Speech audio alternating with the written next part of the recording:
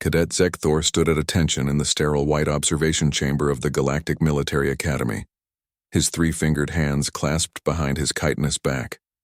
Around him, 47 other cadets from 17 different species waited in similar poses, their postures reflecting the military discipline drilled into them over 2 cycles of training. Today was special. Today they would finally study the newest addition to the Galactic Council, humanity.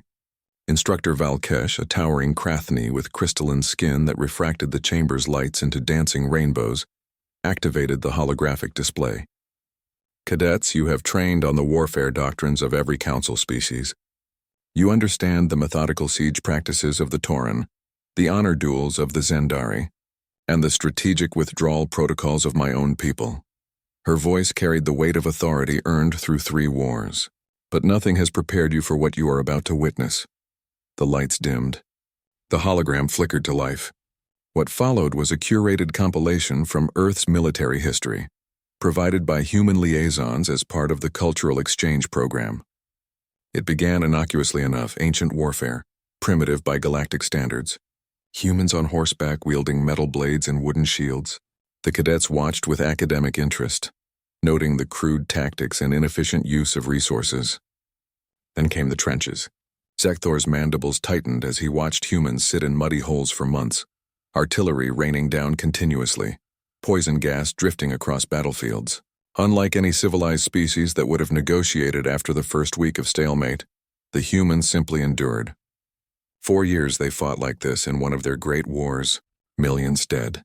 And then they did it again, barely 2 decades later. The Second World War footage made Cadet Talara, a usually stoic Venix, emit a high-pitched distress call. Humans threw themselves at fortified positions. They fought in frozen wastelands where temperatures would kill most council species in minutes. They created weapons that could incinerate entire cities in seconds and then actually use them. Twice.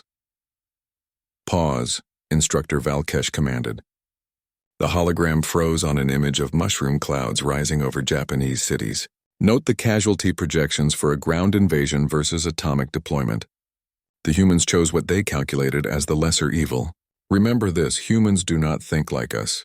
They do not fight like us. The compilation continued into modern conflicts. Vietnam's jungles where humans fought for years in unwinnable conditions. Iraq's deserts where temperatures reached lethal highs. Afghanistan's mountains where empires went to die. Yet humans persisted for 2 decades. Not because they were winning, but because they simply would not stop. What disturbed Zekthor most was not the violence itself. War was universal after all. Every species fought. What chilled his circulatory fluids was the human capacity to keep fighting in utterly hopeless situations. When any rational species would surrender, humans dug deeper. When conventional tactics failed, they invented new ones. When weapons were insufficient, they created more terrible ones. The footage showed human soldiers carrying wounded comrades through hostile fire, medics running into active combat zones, last stands where humans fought to the death rather than abandon positions. The Battle of Thermopylae, the Alamo, Stalingrad, Wake Island. Over and over, humans choosing death over retreat. They call it never leave a man behind, Valkesh explained. Humans will violate sound tactical doctrine, risk entire units, waste valuable resources, all to recover a single fallen soldier. Sometimes even just the body. They do this even when strategically meaningless. Zekthor thought of his own training.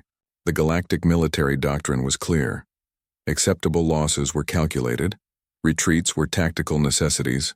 Surrender was a viable option when odds exceeded certain thresholds. It was logical. It was civilized. It minimized casualties across all conflicts. Humans had no such calculations. The footage showed them turning defeats into legends, losses into rallying cries. They had phrases for it. Remember the Alamo. Never forget. Death before dishonor. They built monuments to their defeats and used them as motivation for the next war. The final segment showed modern human military capabilities. Drone swarms, cyber warfare, hypersonic missiles, railguns, and in development things that made Zekthor's blood run cold. Autonomous weapon systems, genetic warfare, nanotechnology weapons. Humans were barely a century into their space age, and they were already conceiving of weapons that violated 17 different galactic conventions. They haven't even fought an interstellar war yet, whispered Cadet Hearn, a Plexcon whose species had been council members for 3,000 years. Imagine what they'll create when they do. When the lights came back on, the chamber was silent. Instructor Valkesh surveyed her cadets with knowing eyes. You now understand why Earth's application to the Council was fast-tracked.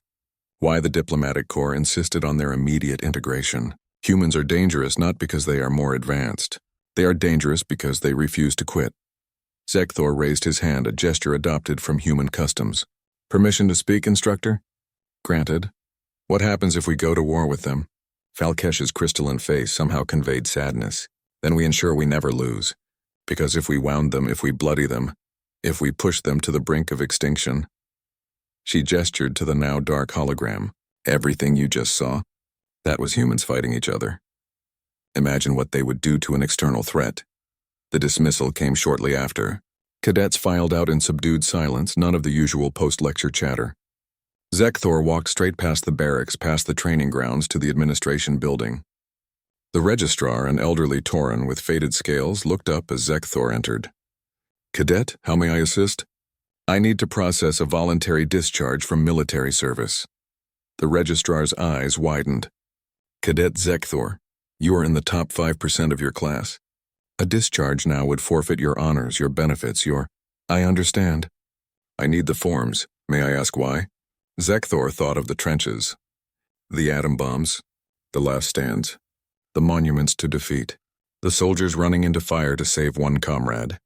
Because if war comes with the humans, I do not want to be on any battlefield. Not theirs, not ours. I watched that footage, sir. I understand now what the instructors wanted us to learn. And what is that? That humans do not fight wars. They fight existence itself. They fight physics, nature, time, death, and each other with equal ferocity. Every war they have ever fought has taught them how to fight harder. Zekthor met the registrar's eyes. I joined to serve the Galactic Council, to maintain peace.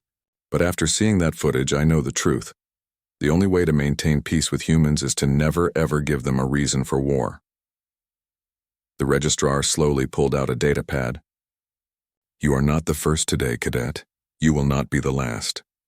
As Zekthor filled out the discharge forms, he thought of the final image from the compilation. The flag on Luna, placed there by humans who climbed atop a controlled explosion just to prove they could. The plaque they left there read, "We came in peace for all mankind." Zekthor hoped they meant it. Because if they didn't, if humans ever turned that terrifying persistence toward conquest rather than exploration, the galaxy would burn, and the humans? The humans would still be standing in the ashes, already planning their next impossible victory.